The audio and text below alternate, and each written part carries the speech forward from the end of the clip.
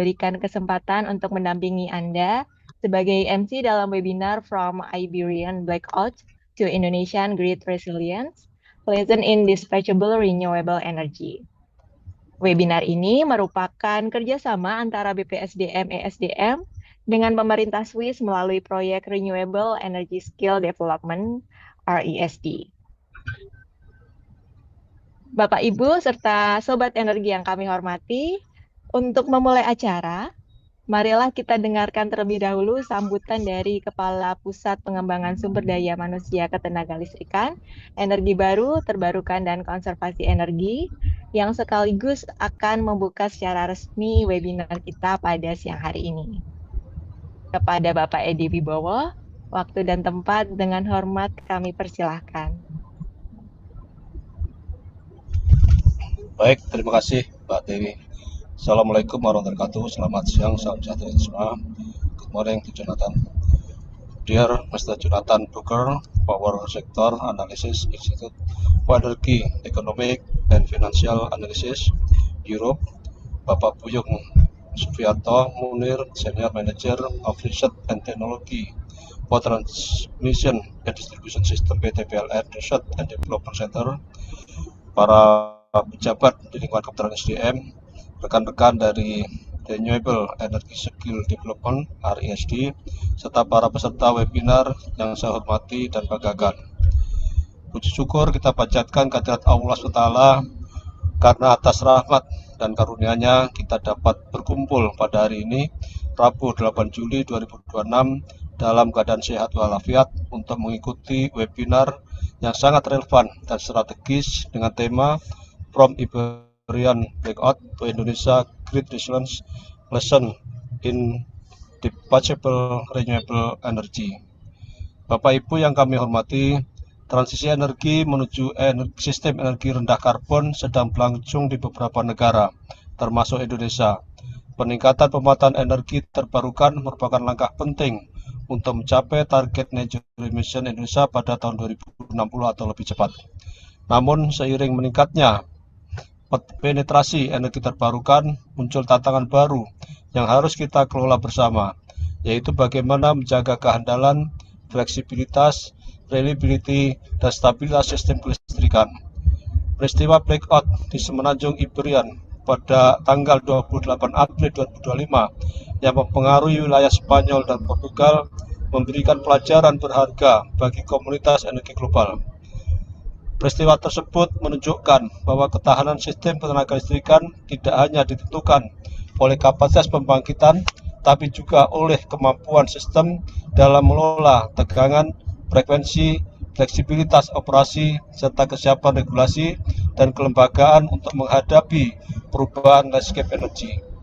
Yang menarik, berbagai kajian pasca kejadian menunjukkan bahwa permasalahan utama bukanlah tingginya penetrasi energi terbarukan, melainkan keterbatasan pengaturan sistem dan pemanfaatan kemampuan teknis teknologi modern yang belum sepenuhnya diakomodir dalam regulasi dan pengoperasian jaringan listrik. Dengan kata lain, tantangan utama bukan terletak pada teknologi energi terbarukan itu sendiri, melainkan pada kesiapan sistem dalam mengintegrasikan secara optimal. Bapak Ibu yang saya hormati, Indonesia memiliki peluang besar untuk membangun sistem kelistrikan yang lebih tangguh sejak dini dari berbagai sumber energi terbarukan, diantaranya energi surya, angin, energi air, biomasa, biofuel, dan juga panas bumi. Potensi ini dapat menjadi sumber energi terbarukan yang bersifat dispatchable, yaitu dapat diatur dan dioperasikan sesuai kebutuhan sistem sehingga mampu mendukung stabilitas jaringan listrik nasional.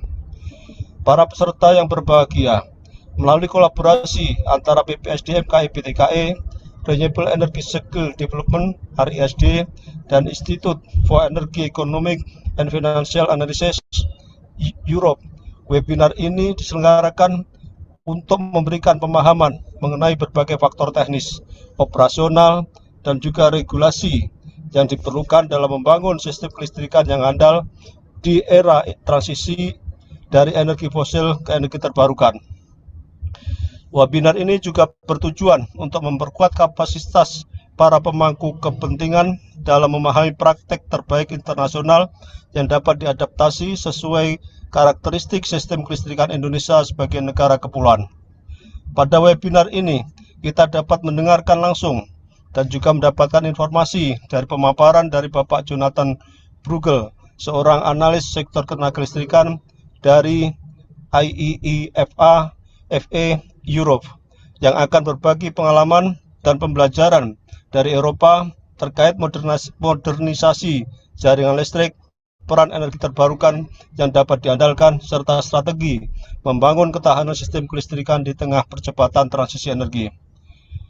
Bapak Ibu yang saya hormati, sebagai lembaga yang bertanggung jawab dalam pengembangan sumber daya manusia sektor energi dan sumber daya mineral, BPSDM ESDM terus berkomitmen untuk memperkuat kapasitas SDM nasional agar mampu menjawab tantangan transformasi energi di sektor energi. Transisi energi tidak hanya membutuhkan investasi teknologi dan infrastruktur, tapi juga memerlukan SDM yang memahami operasi sistem, tenaga modern, integrasi energi terbarukan, teknologi penyimpanan energi, pengelolaan jaringan cerdas atau smart grid, serta kebijakan dan regulasi yang mendukung ketahanan energi nasional. Kami percaya bahwa peningkatan kompetensi SDM merupakan fondasi utama dalam membangun sistem energi Indonesia yang tangguh, berkelanjutan, dan berdaya saing global. Semoga webinar ini dapat menjadi sarana bagi berbagi pengetahuan, memperluas wawasan, serta memperkuat kolaborasi antara pemerintah, industri, akademisi, dan mitra internasional dalam mendukung pembangunan sistem kelistrikan Indonesia yang lebih handal dan siap menghadapi masa depan. Dengan mengucap Bismillahirrahmanirrahim, webinar From Iberian Blackout to Indonesia Great Lesson Indispensable Renewable Energy secara resmi saya nyatakan dibuka. Terima kasih. Wassalamualaikum warahmatullahi wabarakatuh. Waalaikumsalam warahmatullahi wabarakatuh. Terima kasih yang sebesar-besarnya kepada Kepala PPSDM KIB TKE, Bapak Edi Wibowo atas sambutan dan pembukaan resminya. Terima kasih Bapak, dan kami mempersilahkan dengan hormat bagi Bapak Edi Wibowo apabila memiliki agenda kegiatan lain, dapat meninggalkan ruang virtual Zoom ini terlebih dahulu. Terima kasih Bapak. Terima kasih. Terima kasih Bapak, selamat bertugas kembali. Ya, selamat mengikuti webinar Baik, Bapak Ibu. siap. Baik Sobat Energi, hari ini kita akan membahas topik yang sangat menarik ya tentunya, mengenai ketahanan sistem kelistrikan melalui tema From Iberian Blackout to Indonesian Grid Resilience, Lesson in Dispatchable Renewable Energy. Senang sekali rasanya saat ini di ruang Zoom sudah bergabung lebih dari 450 peserta. Dan tidak hanya di Zoom tentunya, Sobat Energi lainnya juga saat ini sedang menyimak secara langsung melalui live streaming di YouTube PPSDM KIB TKE. Selamat bergabung bagi Sobat Energi semuanya. Webinar kali ini dirancang sebagai wadah bagi kita untuk saling berbagi ilmu dan informasi seputar ketenaga listrikan, energi baru terbarukan, serta konservasi energi. Dan tentu saja ada yang menarik nih Sobat Energi. Nanti akan disiapkan hadiah dari panitia untuk peserta yang aktif selama jalannya webinar berlangsung. Jadi mohon dipastikan Sobat Energi untuk memanfaatkan sesi ini sebaik-baiknya dengan cara memberikan pertanyaan di kolom chat box baik di Zoom maupun di YouTube PPSDM KIB-TKE. Dan juga sebagai informasi, paparan narasumber pada webinar kali ini akan disampaikan dalam bahasa Inggris. Dan saat ini panitia sudah menyediakan penerjemahan simultan di ruang Zoom, khusus di ruang Zoom ya, Sobat Energi. Jadi Sobat Energi bisa mengklik icon global atau bola dunia yang ada di bagian bawah layar Zoom masing-masing. Kemudian Sobat Energi bisa memilih bahasa yang diinginkan untuk mengaktifkan penerjemahan simultan tersebut. Dan juga perlu kami informasikan bahwa akan ada link evaluasi yang dibagikan melalui kolom chat, baik di Zoom maupun di YouTube PPSDM KIB TKE, dan di akhir sesi webinar. Jadi dimohon Sobat Energi untuk dapat menyimak webinar ini dari awal hingga akhir, kemudian mengisi formulir evaluasi untuk bisa memproses sertifikat. Baiklah, Sobat Energi, kita akan memasuki sesi inti yang telah ditunggu-tunggu tentunya. Sesi selanjutnya akan dipandu oleh moderator kita yang luar biasa. Di sini sudah hadir Bapak Buyung Sofiato Munir. Selamat siang, Bapak Buyung. Selamat siang, Mbak Iya, Dewi. baik. Baik, mohon izin Bapak Buyung perkenankan saya untuk membacakan profil singkat terlebih dahulu. Baik, Sobat Energi, moderator kita pada siang hari ini, Bapak Buyung Sofiato Munir, memiliki pengalaman lebih dari 25 tahun di sektor ketenaga listrikan. Saat ini beliau menjabat sebagai Vice President of Transmission and Distribution Technology and Engineering di PT PLN. Sebelumnya, beliau juga pernah menduduki berbagai posisi strategis, di antaranya sebagai Vice President of Transmission and Distribution di PLN Engineering, kemudian juga Senior Manager of Research di Puslitbang PLN, dan juga rekam jejak tersebut didukung oleh latar belakang akademis sebagai alumnus dari Institut Teknologi Bandung, kemudian juga dari Delft University of Technology, Belanda, dan juga meraih gelar doktor di bidang computer science di Bina Nusantara University. Dan pada kesempatan kali ini, Pak Buyung selaku moderator akan membawa kita melalui sesi diskusi yang menarik seputar ketahanan energi bersama narasumber kita yang juga sudah hadir di layar Zoom, Jonathan Brugel. Baiklah, langsung saja mungkin kita sambut moderator kita pada kesempatan siang hari ini yang kami hormati Bapak Buyung Sofiato Munir. Waktu dan layar kami persilakan, Bapak. Ya, Assalamualaikum warahmatullahi. Terima kasih, Mbak Dewi. Yang saya hormati Pak Edi Wibowo, Kepala PPSDM KEBTKE, para pejabat di lingkungan Kementerian Energi dan Sumber Daya Mineral, perwakilan kementerian dan lembaga terkait, Mr. Jonathan Brugel sebagai narasumber, serta Bapak Ibu peserta webinar yang berbahagia. Selamat siang, salam sejahtera untuk kita semua. Om Swastiastu, Namo Buddhaya, dan salam kebajikan. Perkenankan saya pada kesempatan ini bertindak sebagai moderator dalam webinar hari ini. Kegiatan webinar ini merupakan bagian dari seri kolaborasi webinar yang sedang berjalan antara Kementerian Energi dan Sumber Daya Mineral Republik Indonesia melalui PPSDM KEB TKE. Renewable Energy Skill Development (RSD) Project, yaitu proyek kerjasama pembangunan antara BPSDM, SDM, dan pemerintah Swiss melalui State Secretariat for Economic Affairs (SECO) serta Institute for Energy, Economic and Financial Analysis (Europe). Sebagaimana kita ketahui bersama, Indonesia tengah menempuh perjalanan transisi energi yang ambisius menuju Net Zero Emission pada tahun 2060 atau lebih cepat. Dalam perjalanan ini, keandalan dan ketahanan sistem kelistrikan nasional menjadi fondasi yang tidak dapat diabaikan.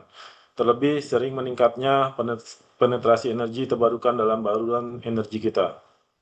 Pada bulan April 2025, kawasan Iberia menyakup Spanyol dan Portugal mengalami peristiwa gangguan sistem kelistrikan berskala besar yang menarik perhatian dunia. Namun lebih dari sekedar insiden, peristiwa ini justru mengungkap bagaimana manajemen jaringan yang termodernisasi dan teknologi energi terbarukan yang tepat dapat bertransformasi menjadi kekuatan ketahanan sistem. Pelajaran dari pengalaman ini sangat relevan bagi Indonesia, khususnya dalam merancang strategi integrasi energi terbarukan yang tidak hanya ambisius, tetapi juga andal dan aman bagi sistem kelistrikan kita yang unik sebagai negara kepulauan. Pada webinar hari ini, kita akan menggali pelajaran teknis, operasional, dan regulasi dari peristiwa Iberia tersebut, serta mendiskusikan bagaimana Indonesia dapat mengadaptasi pendekatan-pendekatan proaktif tersebut untuk memperkuat ketahanan jaringan listrik nasional kita. Bapak dan Ibu sekalian, izinkan saya memperkenalkan narasumber kita pada sesi hari ini. Narasumber kita adalah Jonathan Brugel, Power Sector Analyst dari Institute for Energy Economics and Financial Analysis, IEEFA Europe. Jonathan Brugel adalah seorang analis sektor ketenaga listrikan di lembaga riset independen yang berfokus pada analisis ekonomi dan keuangan di sektor energi global. Dalam perannya, Jonathan secara mendalam mengkaji dinamika sistem tenaga listrik di Eropa, khususnya terkait integrasi energi terbarukan skala besar, ketahanan jaringan, serta kebijakan dan regulasi yang mendukung transisi energi. Keahliannya mencakup analisis peristiwa sistem ketenagalistrikan, penilaian peran teknologi energi terbarukan yang dapat dikirim atau dispatchable renewable energy, serta implikasi kebijakan bagi negara-negara yang tengah mempercepat transisi energinya. Pada kesempatan ini, Jonathan akan berbagi analisis mendalam mengenai peristiwa gangguan jaringan listrik Iberia di tahun 2025. Faktor-faktor yang melatar belakanginya, serta yang terpenting bagaimana kerangka regulasi yang diperbarui dan teknologi energi terbarukan modern dapat menjadi pilar ketahanan sistem. Bukan sekadar tantangan, lebih jauh, Jonathan akan mendiskusikan relevansi dan aplikasi pelajaran-pelajaran ini bagi sistem kelistrikan Indonesia. Welcome, Jonathan. Thank you very much for your willingness to share your expertise in today's webinar. Bapak dan Ibu sekalian, kita akan segera memasuki sesi utama, yaitu paparan dari narasumber kita. Setelah sesi presentasi, akan tersedia waktu untuk diskusi dan tanya jawab yang saya yakin akan sangat interaktif dan produktif. Bapak Ibu peserta dapat menyampaikan pertanyaan melalui fitur Q&A pada layar Zoom. Perlu saya sampaikan bahwa webinar hari ini disampaikan dalam bahasa Inggris dan telah tersedia layanan interpretasi simultan Inggris bahasa Indonesia yang diselenggarakan oleh RISD untuk kenyamanan seluruh peserta. Bagaimana penggunaannya tadi sudah disampaikan oleh MC. Sehingga to begin the presentation session, I would like to invite Jonathan Birgel to deliver his presentation. It will be like an hour. The time in the Zoom room is yours, Jonathan.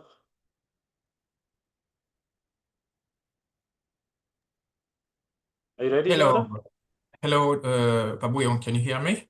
Yes, I can hear you. Oh, hello. Hello, dear participants. So, I know Pak Buyong has introduced myself already, so I will just do it briefly. So, I'm Jonathan Bruegel. I work for the Institute of Energy Economics and Financial Analysis. I'm a power sector analyst for the European market. My expertise lies on topics such as decarbonization of utilities, phasing out of coal and gas and moving to renewable and low carbon power production systems. I also look at issues such as market design, like capacity versus energy only, and ancillary services, reservist mechanism, support to the grid.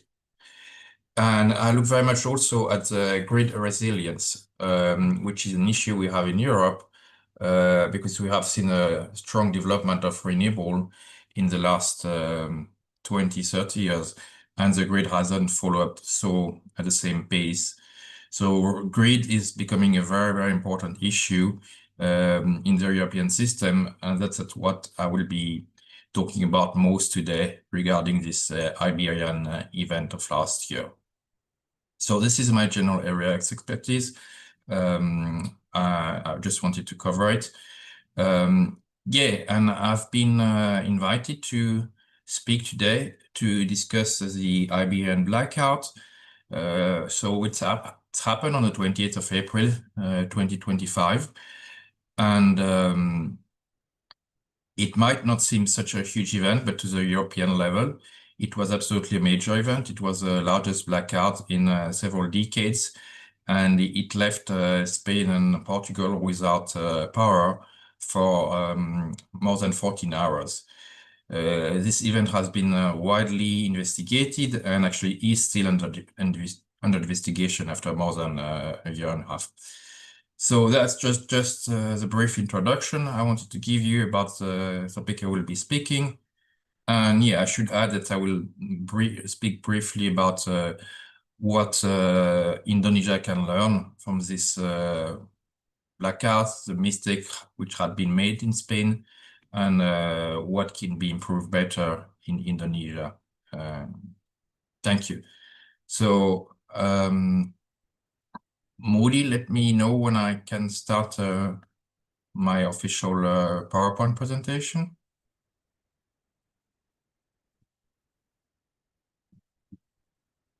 if you could share the screen.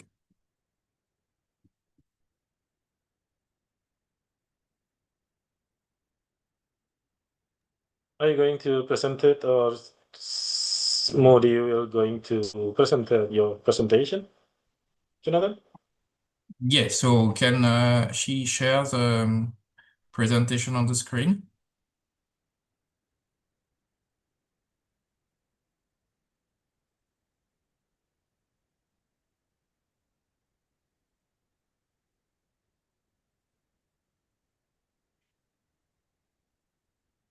Modi, can you hear me? Yes, sorry. Can you start sharing my presentation on the screen?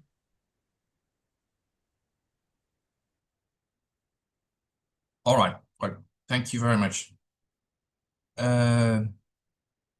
Just a few words before I start. Like, this presentation can become a bit technical at some point.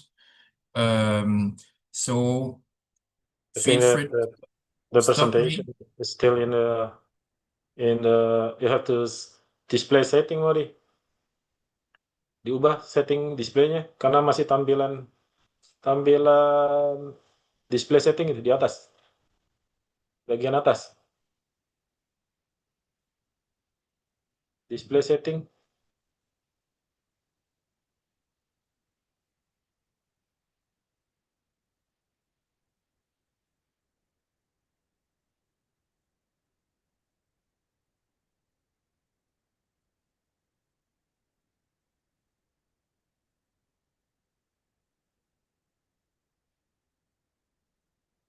Click here. Click here. Modi.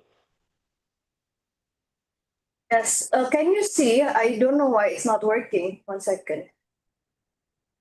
Bu Modi mungkin nanti dibantu Pak Davin saja, mungkin Bu Modi. Pak Davin Iya, mungkin iya. bisa bantu share screen Pak Davin.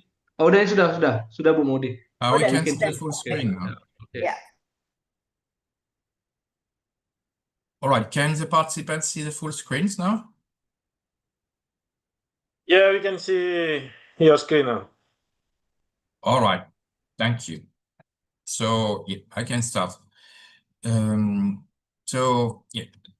That's a formal beginning of my PowerPoint presentation. Just wanted a few words before it gets a bit technical at some point. So if you have questions, feel free to raise your hand and submit them in the chat. I guess someone will be following the chat and relaying the question to me. So maybe let's work like that, because some issues are a bit complicated, I would say. So what is this presentation about? It's about the Iberian Blackout, but also about what it means for grid resilience and solar penetration in a new country like Indonesia. It's based on various pieces of research. IEFA has published last year 3 reports trying to analyzing and understand what happened on the 20th of April 2025 in Spain and Portugal at the different stage in May, just after the blackout, and in October and September after the first result of the first investigation. It's also based on external data from ENSOI, from the Spanish government, from some scientific research organization. And I'm also using Indonesian-based data, speaking about the Indonesian potential on solar and its greater resilience. Thank you. That's just an introduction of what are the sources for this presentation. So Moody, we can skip to next. So let me speak about what this presentation is about. The Iberian Blackout on the 20th of April 2025 was, it might be strange, but it was probably the most discussed power system topic event in European history. It has been covered extremely widely in the media, in different governments, and way outside of Spain, even way outside of Europe. Many media commentators concluded that the renewable was the cause of the blackout and justifying the to slow down on renewable. I will explain that this conclusion is wrong, and I will give you a narrative of the event. So first, in the first part, I will tell you what happened, a chronology of event, what caused it, in my view. Yeah, thank you. That's it. Thank you, Molly. So the part one will be on what happened, chronological reconstruction of the blackout from the first disturbance in the morning to the blackout, which started at 12:33. The next part, I will try to understand and analyze what caused it and what did not cause it, based on our research and also different investigation, official investigation, and which all conclude to one finding. Although everything is not clear in what happened from the beginning to the end, what's clear is what caused it and what happened and what the solutions are. In the third part, I will address who had responsibility for this event. In that case, it was a transmission system operator who failed to respond proactively to the blackout. I will then speak about what are the right lessons for Europe, and many countries in Europe have been looking into the issue. 49 countries have been doing this investigation. So much further from Spain, the 49 countries part of the European network from transmission system operator have been looking into it. Experts from all countries have looked into this issue to learn the lesson. And in the last part, I will speak about Java, what Java can learn from this, and how solar can go in Java in a safe place without concern from blackout. Just a caveat, I just warn you that I'm not an expert on the Indonesian markets, so I'll give you my expertise from Europe and what are the lessons which can be learned by another country, and in this case, Indonesia and Java. Thank you. Mori, can we switch to next? So I'll start with the first part, what happened on the 28th of April, 2025. So let's start by analyzing the start of the day, knowing that the blackout started exactly 2023. So on the morning of 28th of April 2025, the Iberian Peninsula was on a perfectly ordinary day in terms of three conditions. The climate was absolutely normal for this time of the year. Temperature, sunlight, and wind speed were all in accordance with the condition of a late April day, so nothing abnormal. Generation volume were absolutely in line with the previous days and with a typical April day in terms of solar and wind output, as well as thermal generation. So absolutely was, in the terms of generation, in line with a normal April day in Spain.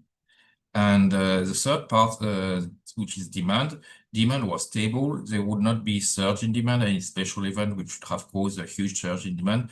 Demand was at the typical, I would say, normal level for such a day. So we can switch to next.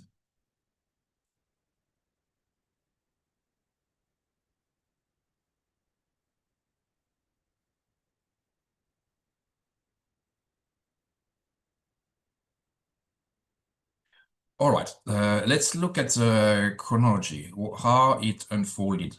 So I told you that it started at 12:23, but at the power system level, there were already signs earlier from the morning that some things were not going right in the system operations.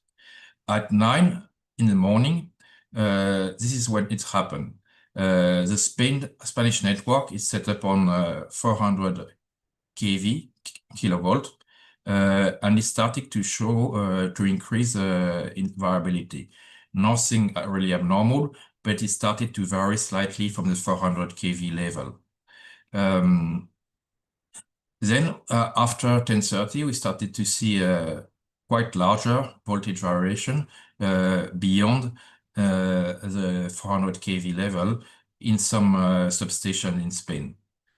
The TSO, the system operator, saw this happening, but did not act fast enough. It would have been time to already trigger some voltage reserve or even frequency reserve, seeing that this surge in reserve was not normal. So at the macro level, everything looked fine, but if you look at the system level, some variation were already unexplainable and should have triggered a response from the TSO. And then between 12:03 and 12:22, we saw two oscillation events, means deviation from the voltage level and the frequency level. And then, so first one minor one, and then first a larger one. Both were controlled by the TSO, and at 12:30, the system appeared to be stabilized. 12:30 is important. And then we see the first losses in generation happening at 12:32, almost 12:33. A few generation outlets started to disconnect and shut down in Andalusia, in the south of Spain. And that was the beginning of everything. And it was at 12:23 and 57 seconds, 12:32 and 57 seconds, sorry. And at 12:33, the system collapsed fully. So within 24 seconds, the entire Iberian Peninsula desynchronized from the full continental Europe, and 55 million people were out of power. All of Spain and Portugal was powerless at this stage. It happened in just 24 seconds, showing the speed of the event. So what we saw happening? So two important numbers in the power system tell us what went wrong. So the voltage, can you go back to the previous slide, please? Hold on a second.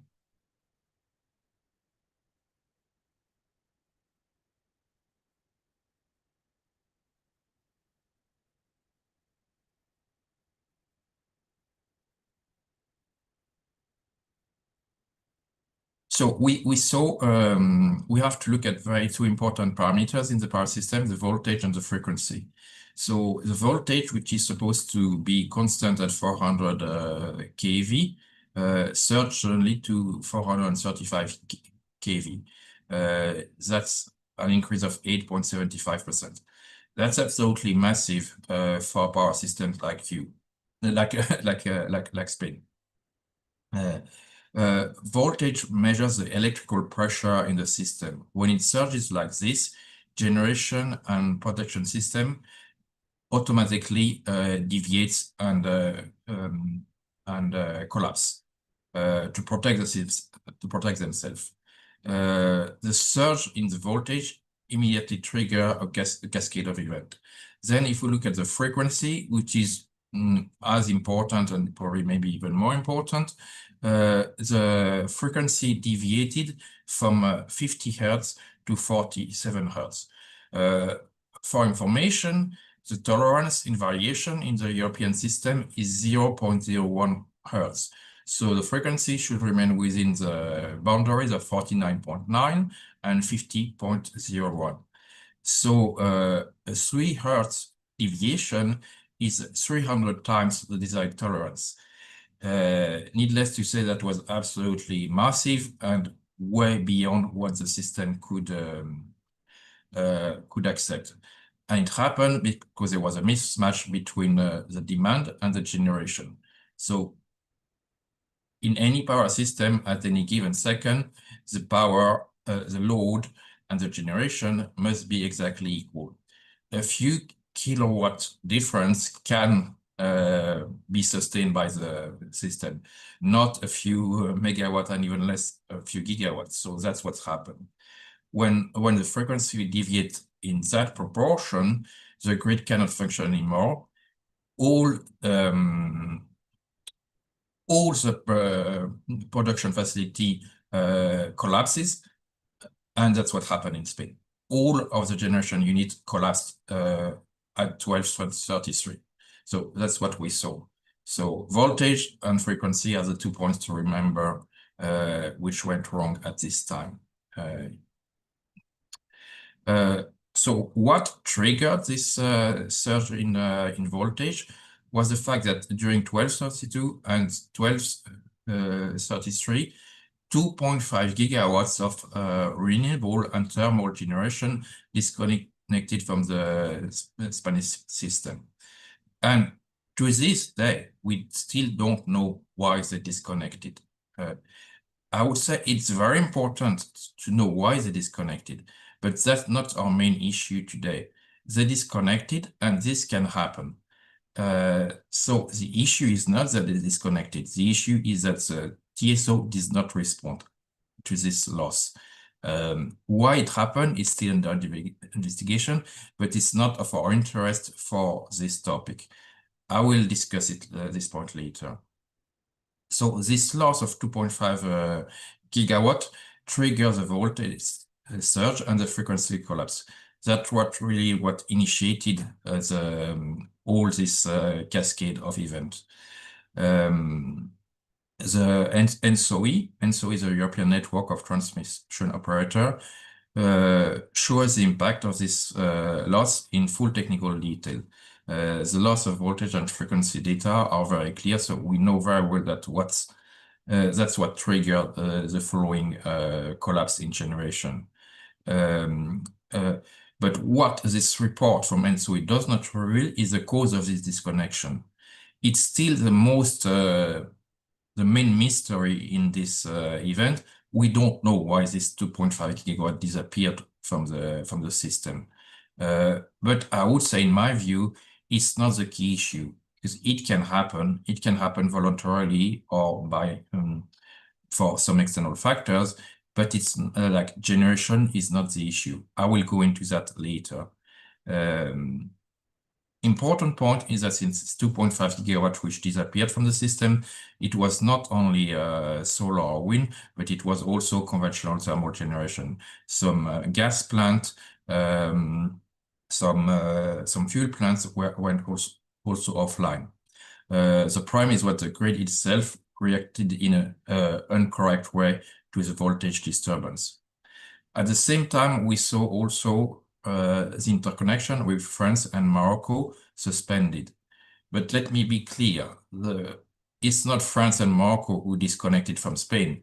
It's Spain which desynchronized from the European system and the Moroccan system as a result of the surge in voltage. So even if Spain, France and Morocco had the capacity to export, they were not able because the interconnection was simply disconnected. So there's no way that France and Morocco could have helped Spain in that case. It's important to mention because several commentators in Spain highlighted the lack of support from its neighbors, but their neighbors were simply completely unable to support because there was no more interconnection in practical terms. So now looks at the restoration, how much time it took for the Spanish TSO to bring back power to the system. So as I said, 1233, the full blackout, Portugal and Spain are fully desynchronized from continental Europe. So at 6 past midnight, so almost 12 hours after the blackout, the Spanish grid operator finally decided to activate the frequency restoration reserve. I will explain to you later, but this should have been done in actually 15 minutes, not almost 12 hours. So we see a massive mistake by the TSO, which is still not explainable. Why they waited almost 12 hours instead of activating the reservoirs in 15 minutes. That's still unknown. The restoration was completed in Portugal at midnight 22, so almost 12 hours after the start of the blackout. And restoration was completed in Spain at 4 in the morning, so almost 16 hours after the initial collapse.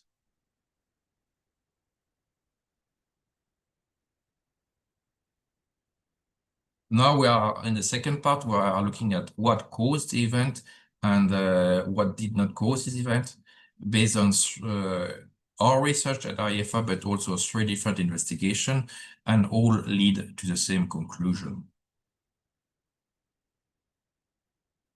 So when the blackout happened, some media and commentators were quick to react. Too much renewable caused this blackout. I say some, because not all media, not all commentators were so quick to blame renewable, but I'd say a large part of the press and the political sphere were quick to blame the renewable as a cause of the blackout. We saw a headline like Spain paid the price for its energy gamble, solar and wind overloaded the grid, too many renewable cause a blackout, and so on. So there were many of such headlines, and still today we see such headlines, but all the evidence show that it's wrong. So if we look at what our evidence show, what happened really, that the climate and conditions were typical for such a day in April. As I said before, no excess sun or wind. Solar and wind output was normal relative to comparable days in terms of gigawatt hours. It was typically in line. The demand was at typical level. What really happened is this loss of 2.5 gigawatt, which triggers the collapse of all generation. Thermal, renewable, nuclear, any technology went out at 1223. These are the words of the board of ENSOE. The problem is not renewable energy, but voltage control. And this is the conclusion that all experts have reached, except the Spanish TSO, Red Electrica. Now, can we switch to next, please? So we had 3 investigations ongoing. Some have recently reached a conclusion, some very recently, and I can tell you some research is still being done because we still have an unknown answer why 2.5 gigawatts of generation disappeared in 2 minutes, which is another topic, but which is still important to find out.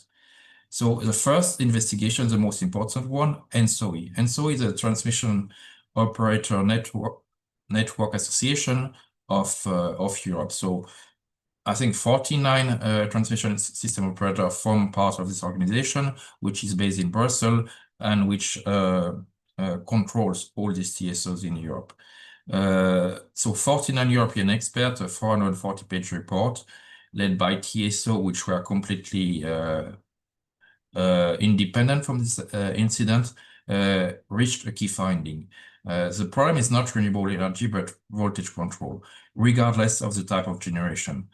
So thermal generation is not to blame, nuclear generation is not to blame, renewable generation is not to blame. No generation technology is responsible for what happened. There was also an investigation, official investigations launched by the Spanish government,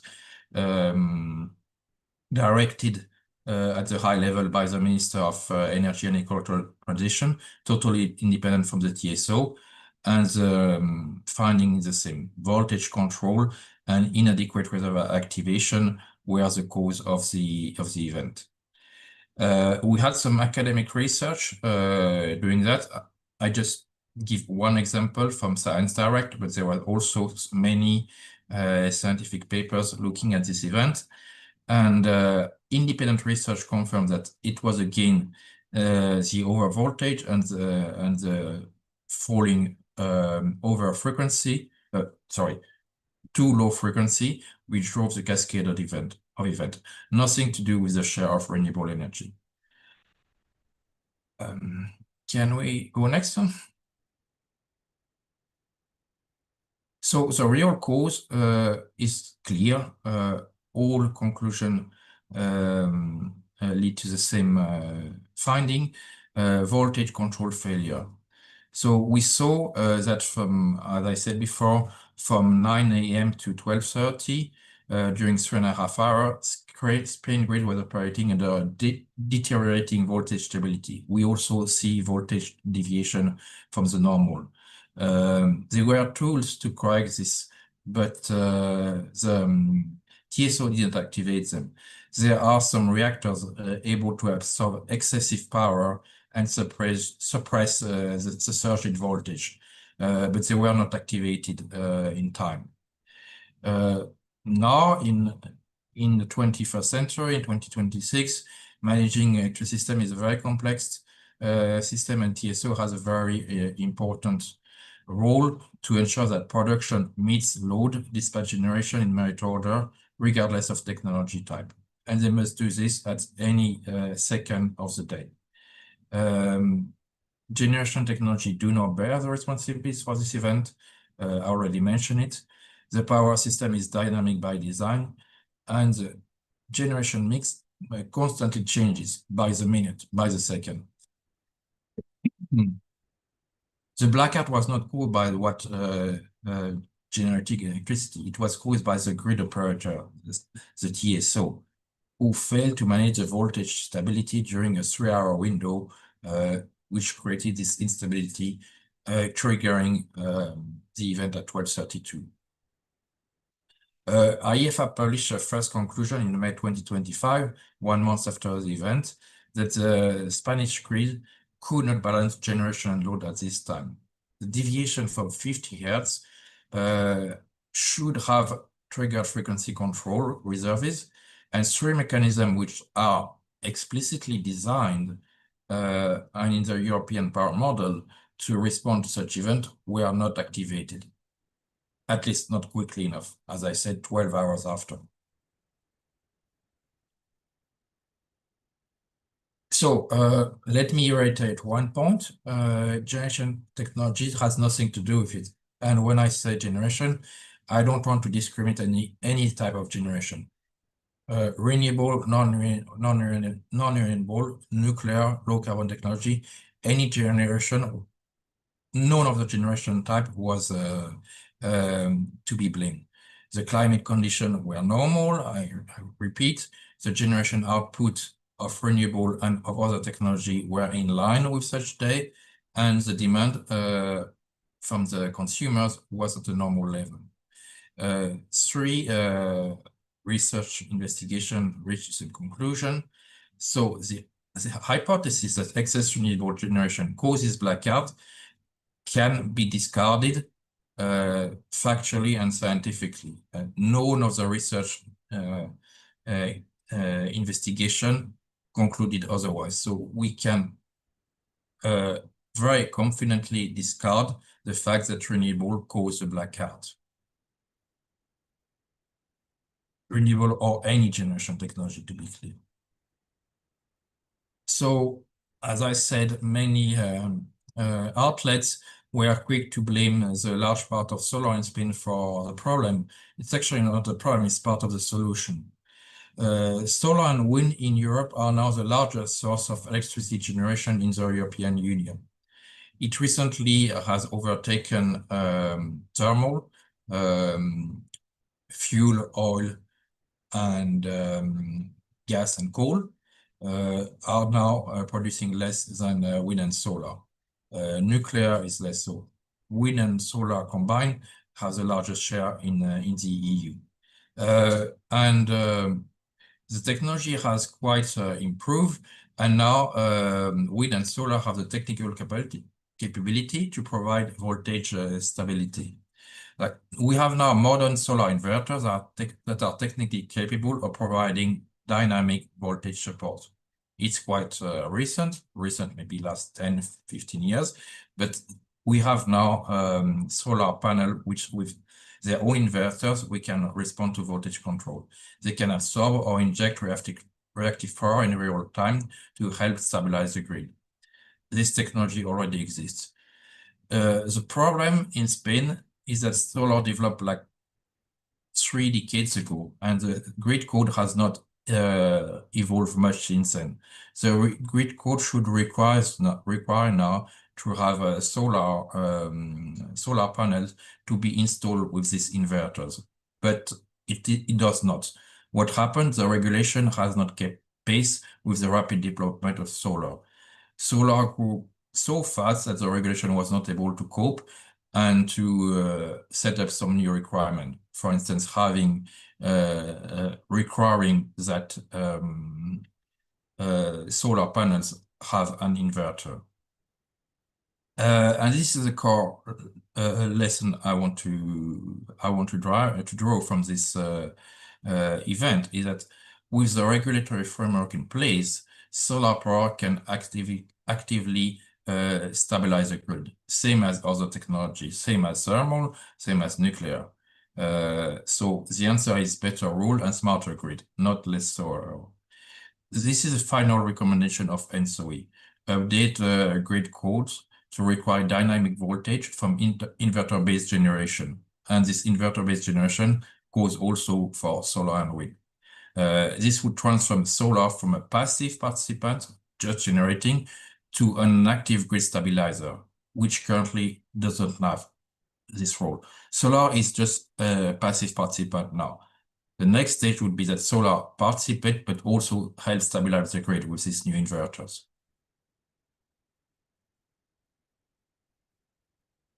Molly, thank you. Can we switch to next?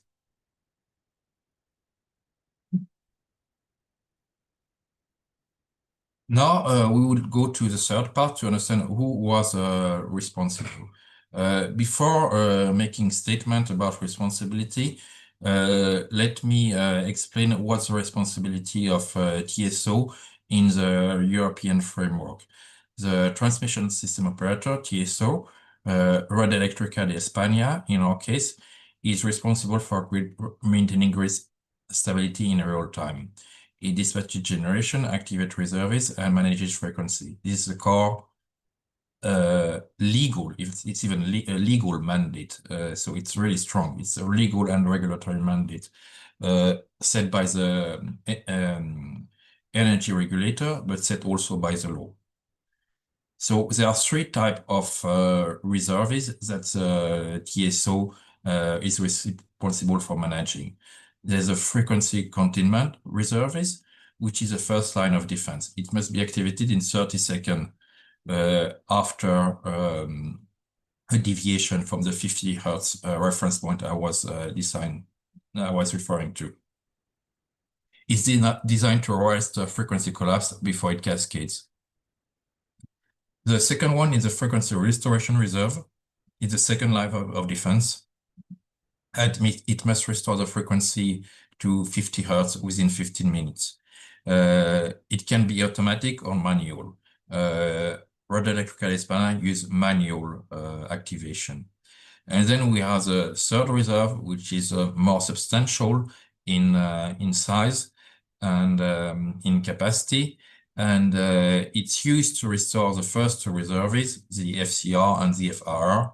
And this one is is used to be launched about 3-4 hours maximum after the event. So it's really meant to stabilize the system for good, but in a matter of few hours, not 16 hours like it happened in Spain.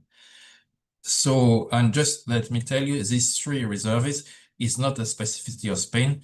It's a whole the same system in ENSOE countries. So in like 49 countries in Europe have the same design, FCR, FRR, and RR. All countries has the same system, and all countries have the same time frame, 30 seconds, 15 minutes, and a few hours. So that's the role of a TSO, not the only one, but its main role. Moody? Yeah. So what happened in Spain? What Red Eléctrica did and didn't do? So the FCR, the one I mentioned, which is supposed to be activated within 30 seconds. Can we go back?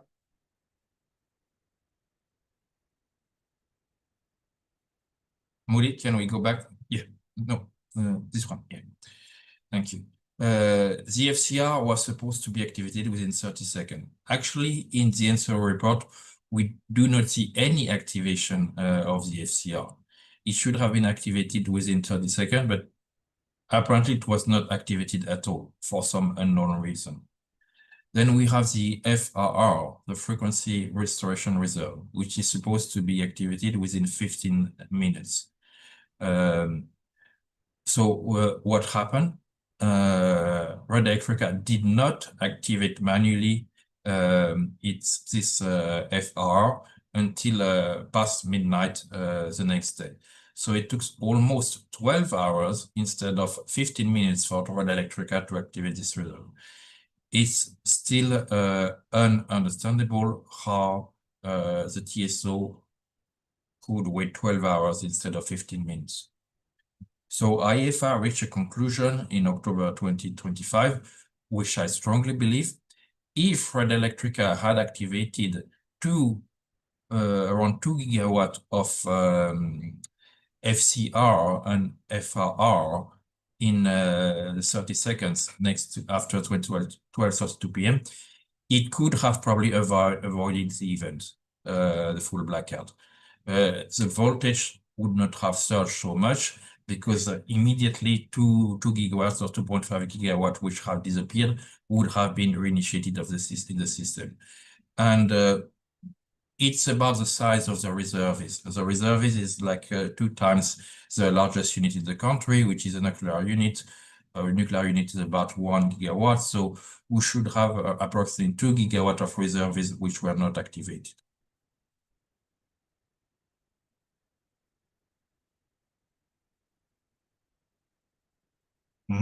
There's one more unanswered question, is where this reserve even sized correctly? The capacity of frequency reserve is specific to its country. It's updated annually. It's based on demand. So every year it should be adjusted based on the previous year demand. The reserve must cover at least one loss of the single largest generation unit in the country and protect the system against a major blackout. But when I say at least a single generation unit, I would say it's more common to have 2 generation units. And as I said, the largest generation unit in Europe is a nuclear power plant between 1 gigawatt to 1.6 gigawatts. So you can see that using 2 should have given a buffer of 2 to 3 gigawatts of reserves. In IFR analysis, we found it very unclear why Electrica did not use this reserves frequency in time. And I still don't have an answer to this, why Red Electrica did not do it. There's no answer to that at this stage. In October 2025, we made a recommendation that NSOE and the TSO, under the supervision of the EU Agency for Regulator, ACER, should conduct an in-depth review of the sizing and responsiveness of this frequency reserve in Europe, not just in Spain. And this recommend goes far beyond Spain. It goes for all of Europe.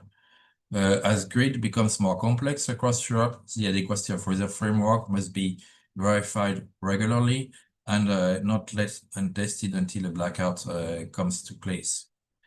And this is what Red Electrica posted as a position no later than March 2026, so 4 months ago. They claim there's no breach or conduct attributable to Electrica that could be cause of the power outage. However, the finding of NSOE, the finding of the Spanish government, the finding of scientific research completely contradict this finding. There is actually a serious breach from Red Electrica. They did not activate the reserves. Next, please.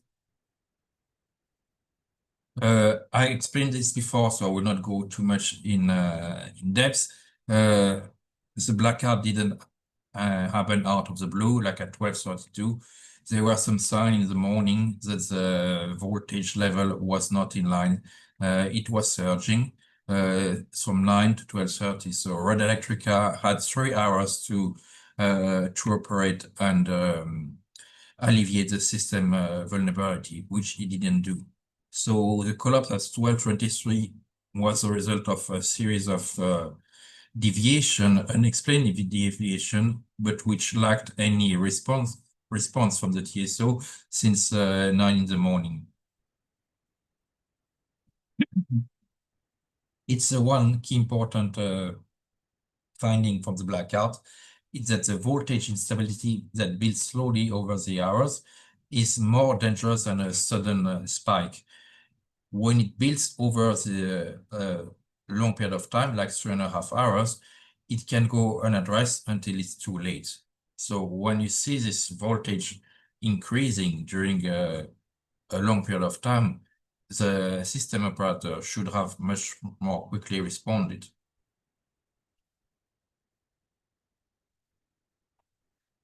Now I'm going to try to draw some lessons for Europe.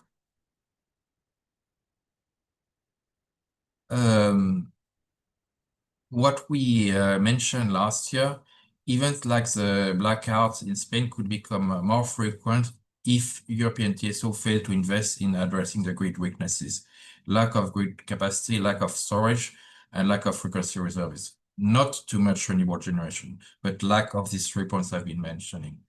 So what should the TSOs do?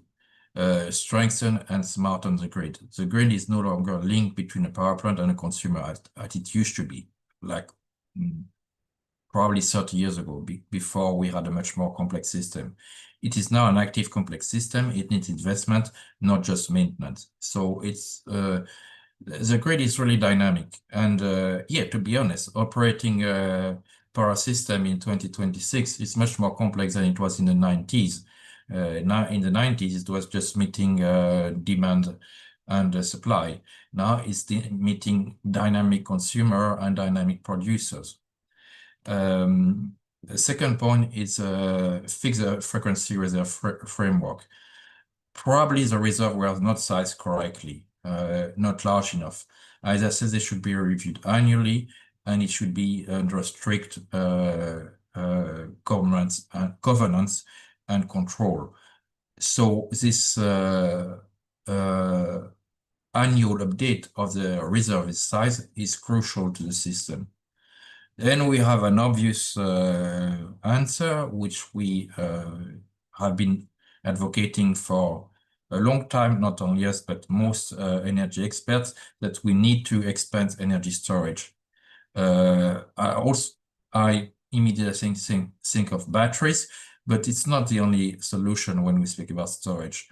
Pump storage, hydro pump storage is one solution, currently underutilized in Europe, and other storage technologies. I think about hydrogen, for instance, to absorb variable renewable, absorbing excess, releasing demand, and providing fast frequency response. And the fourth point we can learn is upgrade the grid code. And not every 10 or 15 years, it should be upgraded annually. For instance, it should be set in the rule that solar panel should be equipped with inverters to provide voltage support. The rule must require them to do so. The technology evolved. We had 20 years ago in Spain, we had a system where there was barely any wind or solar. There was, but to a very small extent. Now they cover about 25 to 30% of the demand.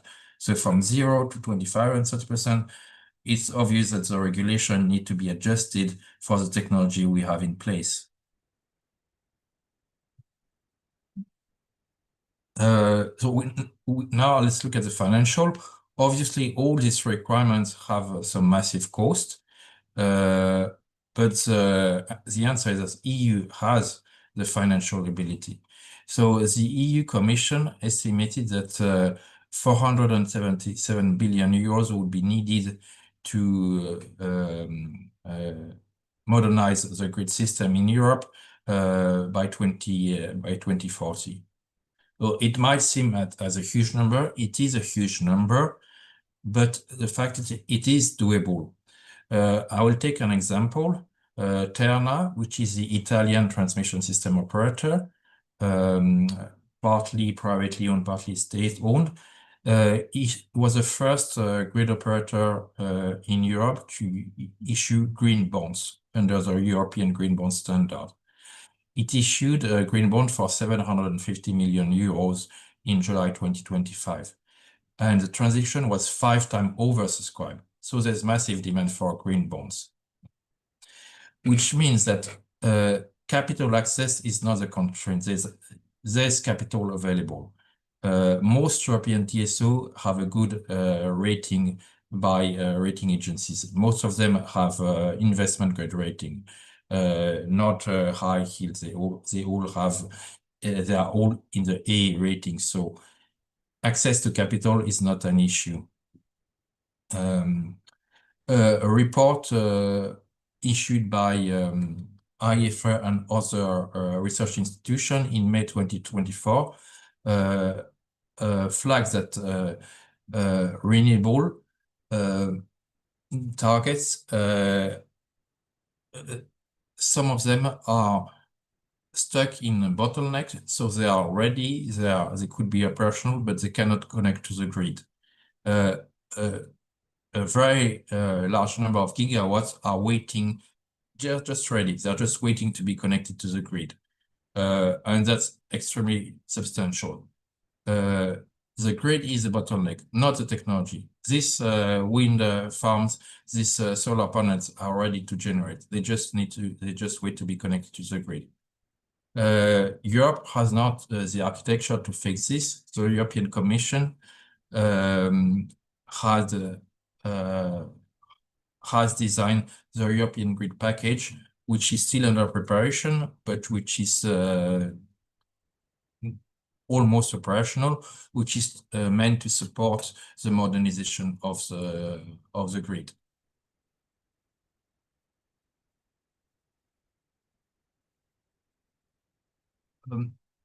Homegrown renewables, which is to say renewable developed in their own country, such as wind and solar, are a tool to fulfill energy security.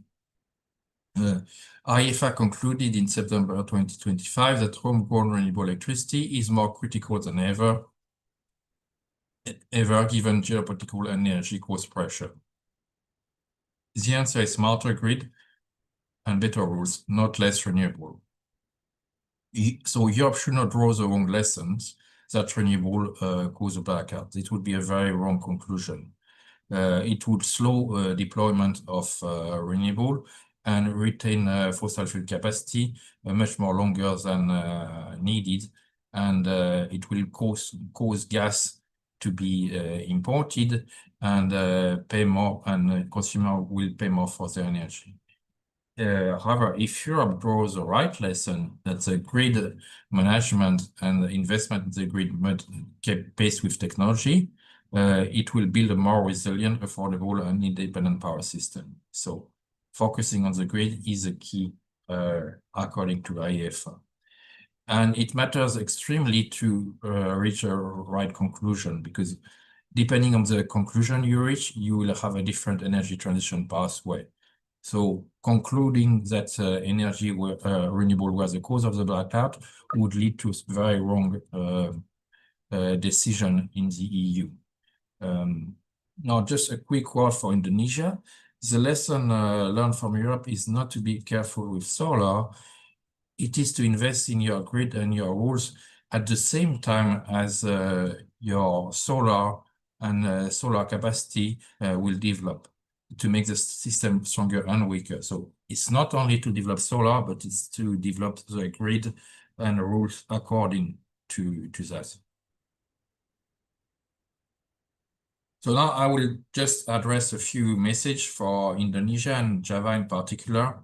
So what good electricity grid government should look like for a country like Indonesia and Java, which is at earlier stage of development of renewable than Spain. The island of Java is not Spain, and that is an advantage.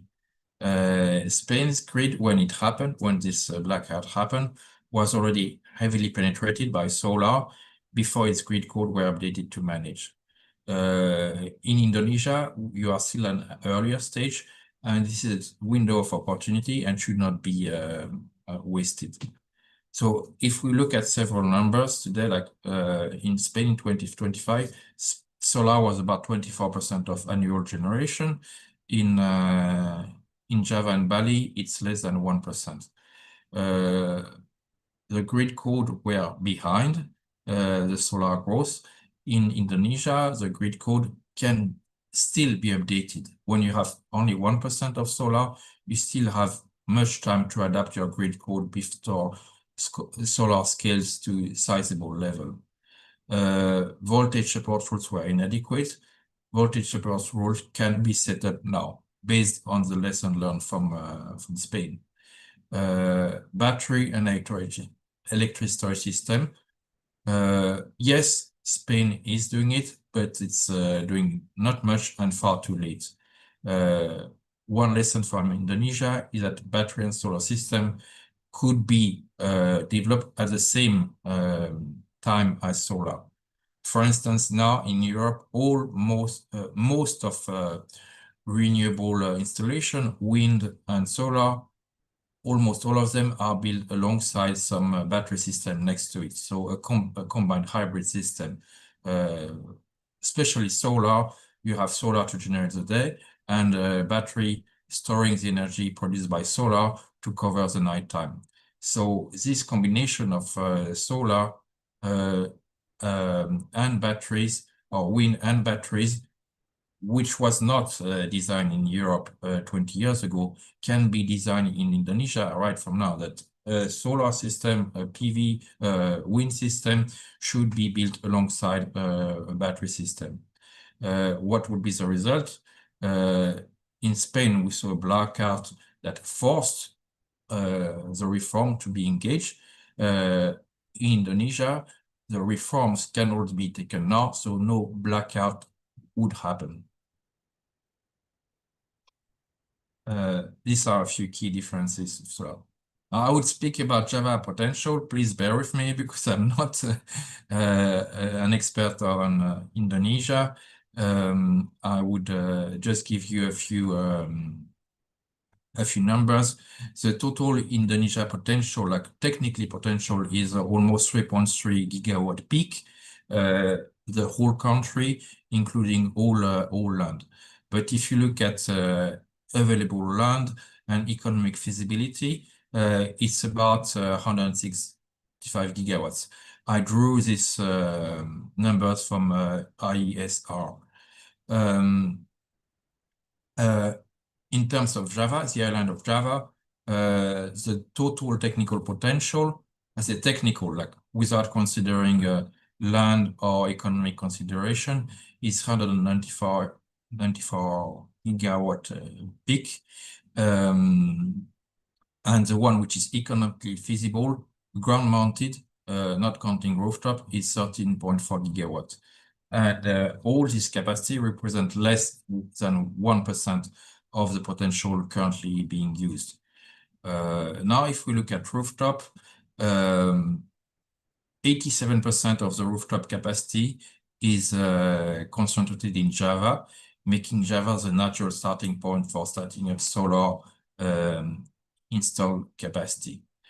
In Java, it has been found that 12 financially feasible utility scale ground-mounted systems have been identified by IESR, totaling 13.4 gigawatt peak. And importantly, the cost of solar in Indonesia have fallen drastically from $2.6 per watt to 80 cents. That's becoming really cost competitive with the system. 80 cents, that's becoming really a very almost grid parity number. PLN plan targets 7.2 gigawatt of new solar in Central Java alone. So the ambition is, Indonesia definitely has the ambition, and the question is governance. Now, Moody, please, I would like to call one participant with my colleague, Randy. Could you give him the floor? I would like to give a bit more input on Java, since he's an IEFA expert from Indonesia. Is it possible to give the floor to one of the attendees? 1 second. Pak Davin, apakah memungkinkan ada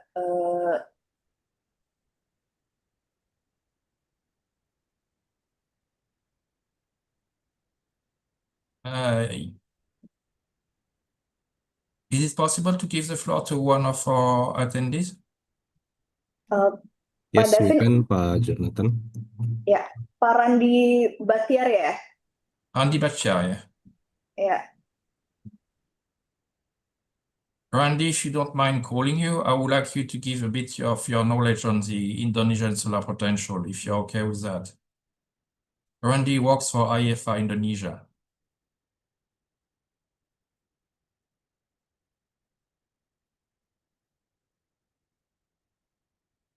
If you cannot do it, it's okay. I'll manage myself. Randy can type the comments.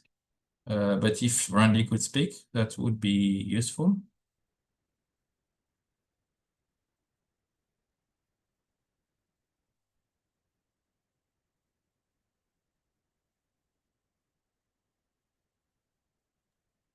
All right. Randy's already here. We're just waiting.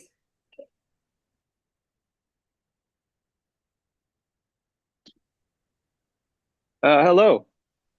Hello, Randy. Can everyone see? I hope you don't mind that I call you out. I just wanted you to give you a bit your knowledge about the Indonesia and the Java solar potential. Yeah. I think you already presented a very good source right there, Jonathan. These are all true, and these are generally the numbers that we quote on. IESR has been researching solar potentials routinely in terms of feasibility as well. So I think you've already captured the potential over here, Jonathan.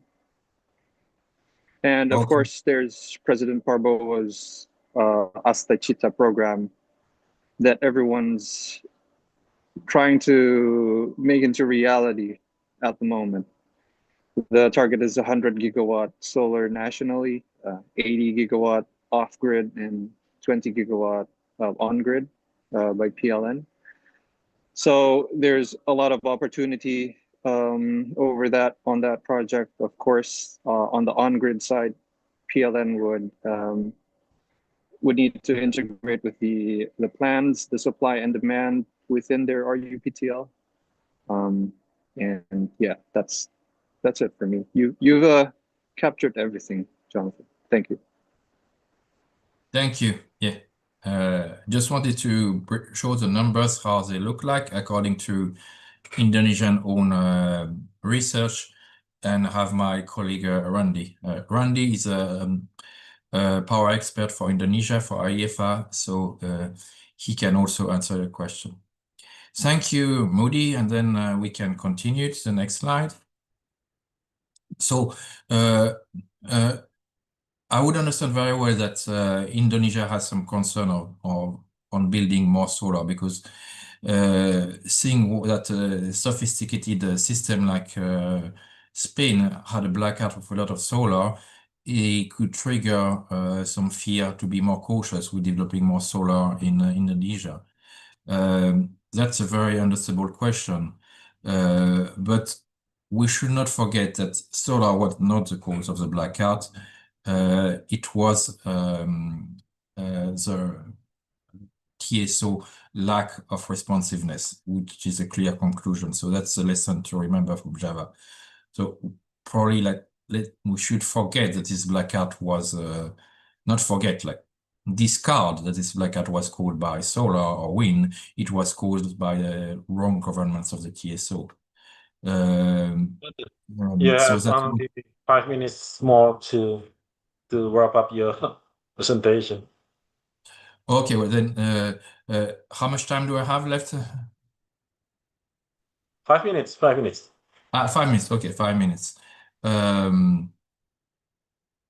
So none of the issue are inherent to solar energy.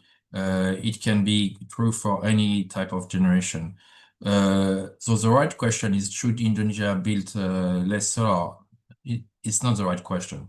The right question is, what government framework should Java put in place alongside its solar build-out? So developing the grid, developing the grid codes, these are important questions to answer.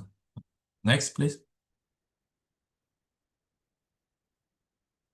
So just do not want to teach lessons, just showing what can some good practices could be taken from Indonesia, from the mistakes made in Spain.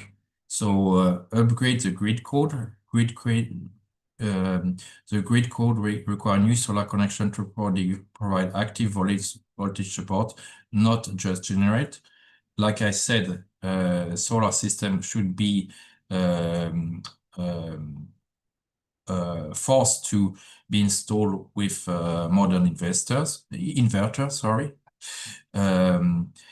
Like I mentioned before, like pair solar with storage, having a battery storage paired with its solar installation, which we see now in Europe, but we didn't see it in 20 years ago.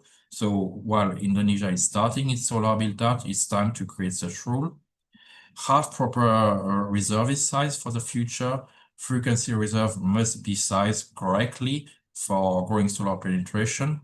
And it's different from the current cold humidity system. So the rules and the sizing needs to be reviewed and updated very frequently by technical experts. And treat the grid code as not as a reference, but as a reference which evolves. It should evolve permanently. It should be a living document, because in Spain, the grid code is the same as the one which was in the 2000, which explain why solar panel come without inverters. It's an example of how the grid code should evolve permanently. So want to mention battery storage is a tool that Spain lacked significantly last year and still lacks in quantity, and that Java can develop from start. As I mentioned, it could be developed in parallel to any solar installation. In 2025, IFA identifies that energy storage, battery, pump storage, and hydrogen as a key to stabilize the grid with high level of renewable. The Spain battery storage were significantly lagging behind its solar growth. Battery storage can respond to frequency and voltage change in milliseconds, like less than a second, much faster than any thermal generator or manual reserve activation like in Spain. In the Iberian event, a very well-sized battery fleet could have provided the rapid frequency support to Red Electrica instead of Red Electrica manual reserves. For Java, battery storage should be sort of immediately at the start of the solar build-up. A minimum storage to solar capacity ratio should be embedded in the rules. So let's say for X gigawatt of X megawatt or X gigawatt of solar project plans to build, a requirement of a percentage of this gigawatt should be equal, should be attributed to batteries. That should be an embedded rules in the new code as a recommendation. Then the case for the cost of battery has dropped very much. So deploying both together is now the most economically rational and straightforward decision. And one point we forgot a lot, demand side management. So making the customer proactive in the system, shifting load or cutting load during a price peak and frequency signals. So giving incentive to the consumer, residential, industrial, or commercial, to cut its demand or to shift its demand with some financial incentives. There are some beginning system in Europe, like the customer is being remunerated for stopping its consumption of electricity, and that helps the system. It's still very nascent in Europe and not developed enough, but it should develop much more. And that's also a lesson Indonesian can learn, having active consumer participation, incentivizing the consumer to cut their demand, cut their electricity demand when the load is too high. Jonathan, I think the time is already up. Yeah, maybe you can go to the last slide. Something we about can switch this one. Switch this one. We can skip. We can go directly to the conclusion. The Iberian Blackout was one very clear conclusion. The Iberian Blackout was caused by failure in the TSO management, not by renewable energy. 3 investigations confirmed this finding, which now seems to be undeniable. The second one, solar is part of the solution. Model inverters can stabilize the grid even when required. The rules of the grid rules might catch up with the technology. And the second one, as a lesson for Indonesia, Java should scale solar with confidence with the right governance, upgrading the grid codes, pairing with storage, and treating regulation as a living document. These are the lessons from Spain. Thank you. That's all the message I wanted to give you today. I hope I was clear.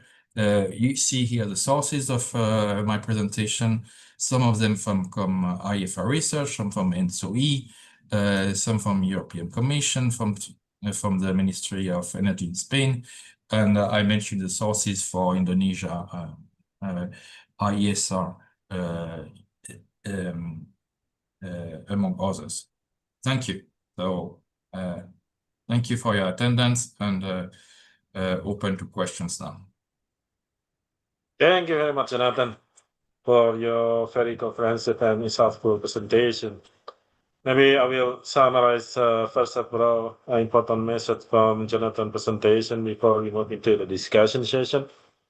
First, today's presentation clearly demonstrates that Iberian Blackout should not be viewed as simply as a renewable energy issue. Based on multiple independent investigation on your presentation, the evidence constantly indicates that the blackout was fundamentally a failure of grid governance, particularly in voltage control, reserve activation, and operational response, rather than as a consequence of high renewable energy penetration. Secondly, the presentation reminds us that the energy transition is no longer only about installing more renewable generation. As inverter-based resources continue to grow, power system must evolve simultaneously through stronger grid infrastructure, updated grid codes, adequate operating reserve, advanced system operation, and greater operational flexibility. Third, one of the strongest messages today is that renewable energy, especially solar, is not the problem. In fact, with modern inverter technology, appropriate technical standard, and sufficient energy storage, renewable energy can actively contribute to improving grid stability rather than weakening it. Finally, perhaps the most relevant message for Indonesia is that we have an opportunity to learn actively from Europe's experience. Unlike Spain, which updated many of its regulations after experiencing a major blackout, Indonesia still has the opportunity to strengthen its governance framework before large-scale renewable deployment reaches much higher level. In that sense, the Iberia experience should be seen not as a warning against renewable energy, but as a roadmap for building a more resilient electricity system. With those key messages in mind, let's now move into discussion. There's a lot of questions, around 65 questions from the audience. We we only selected 7 questions, which is very relevant to the presentation that you have. The first question from Bima Nugroho at Jonathan: what are the fundamental difference in grid resilience challenge between large interconnected system like Europe and archipelago system like Indonesia, which has many isolated grids?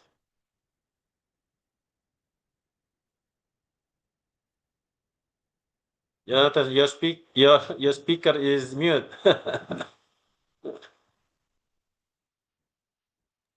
Pak Boyan, say it again. The question was the difference in inverters?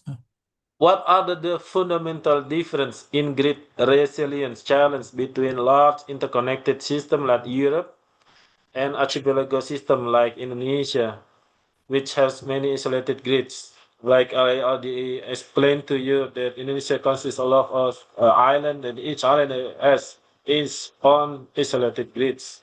So according to you, Yeah. what challenge Yeah. between On a high level, on a macro level, the issue is the same. It's a grid control, managing the frequency, managing the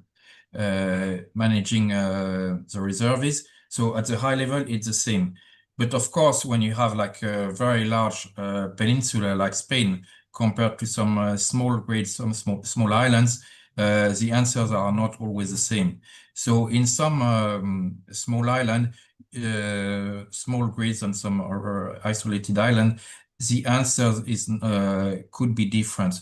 Like some pump storage could be a solution for some islands. A more combined mix between thermal and renewable, maybe a bit like if it's a small island, it cannot rely to the same extent to renewable. That's one example. So I would say the same, but slightly adjusted due to the geographical and physical constraint of the island. Maybe an island cannot have so much space for building solar or PV, so it can solar or wind. So it's understandable that one island would need more thermal generation. But that the grid system, it's the same. The grid should be strong enough to respond to such event. I will give you an example. Spain also has islands like Indonesia, the Canary Island, for instance, and we have one island in Spain, Gran Canaria, which is which has a completely independent system. It's not interconnected to other island. It's not so it's completely on its own. It has its own generation system. It has thermal. It has solar. It has PV. But to alleviate its relative isolation, because it can rely only on itself, it is not interconnected to other grids. What it has done, it has started to build and almost completed pump storage power plant. So, which is, I think, an excellent solution for a small island like Gran Canaria to stabilize the system for an island which has no clear close interconnection with others. So Gran Canaria is developing already has some thermal generation, but it's developing also at fast pace solar PV and wind, and is building this pump storage power plant, which will be total stabilizer, making Gran Canaria a fully independent island. So that's an example small island in Indonesia could learn from this case. Hey, Jonathan, maybe we move to the second question from Hanga Irawan. The Iberian Peninsula is heavily reliant on intermittent renewable energy. When this energy transition leads to a loss of system inertia, as occurred during the 2035 blackout, what role do grid-forming batteries and synchronous condenser play in balancing voltage and frequency to prevent the collapse of the power system? Given that this has become a global issue, what was the risk management approach in place at the time to ensure power system security in Iberia?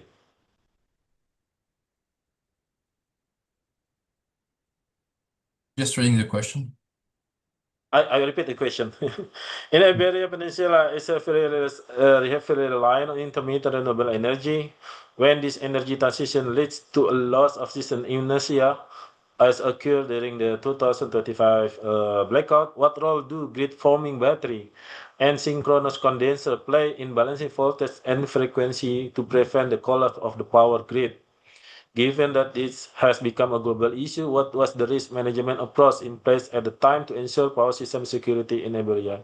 Maybe you could explain what's the use of grid forming batteries and synchronous condenser in the system in Iberia to prevent Well, the batteries and synchronous condenser are very much needed in system like Iberia with lots of renewables. So it's definitely like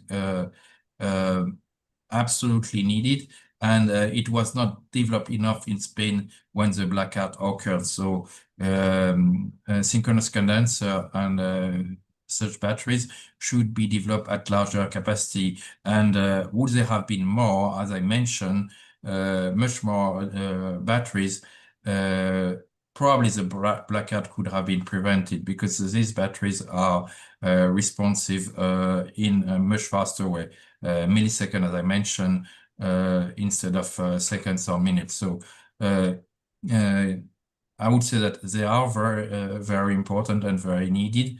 Given that this indeed has become a global issue, I would say that the risk management in Spain was not adequate at this time. Synchronous condenser and batteries were not properly and in enough size used in Spain at this time. Thank you, Jonathan. I will go to the third question from Andi Ramdhani. Mr. Jonathan, many post-blackout analyses of the Iberian outage have focused on frequency collapse and load shedding. However, in the context of the high penetration of inverter-based resources, I'm curious about the role of inverter technology itself. To what extent did the performance of or limitation of grid forming versus grid following inverters contribute to the escalation of the event? Are there any specific technical lessons regarding control parameters or inverter setting that did not perform as intended and could provide valuable insight for countries like Indonesia as we integrate more renewable energy into the grid? But I will try to summarize quickly that inverters were not, most solar installation did not have inverters. Having inverters would have prevented, to a large extent, this blackout.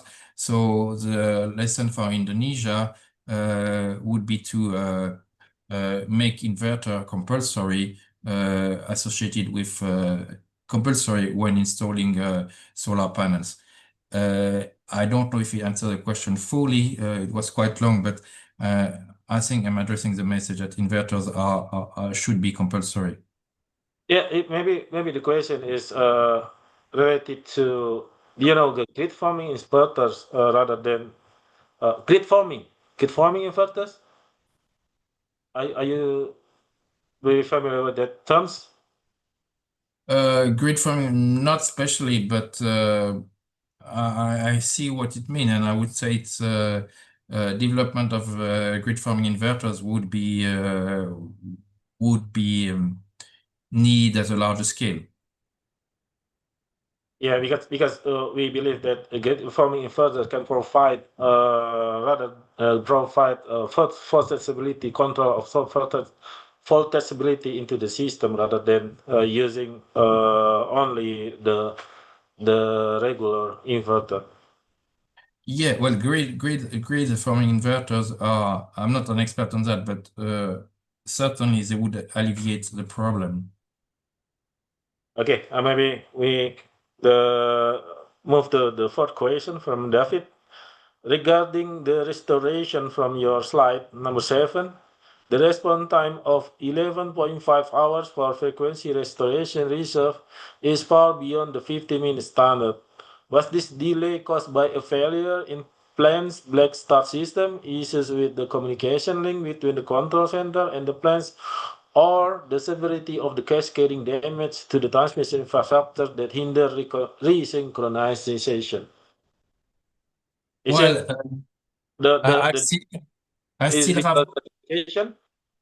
we still have no answer to that. Why it took 11.5 hours instead of 30 minutes? My view is bad risk management and bad planning at the level of the TSO. Of course, after the event, after the cascading event, which occurred after 12:30:33, it was too late to activate this FR. But what I still do not understand why it was not activated in these 15 minutes. And in my view, it's poor risk management by Red Electrica.